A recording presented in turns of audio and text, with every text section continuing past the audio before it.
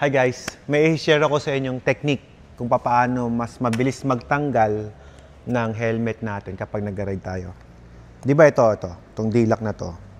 Kapag sinusuot mo yan, kailangan mo i-shoot dyan, tapos kailangan mo siyang ibalik dito.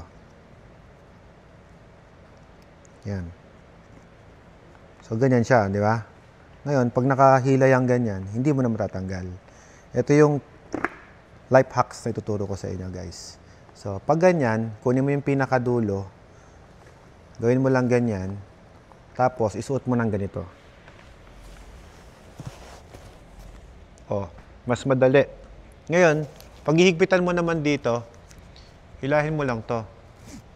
Oh, lock na siya, oh. Yan. Ngayon, pag re-release mo yung button, hilahin mo lang to, itong pula. Yan. Tapos, hilahin mo dyan. Hindi mo na kailangan tanggalin yan.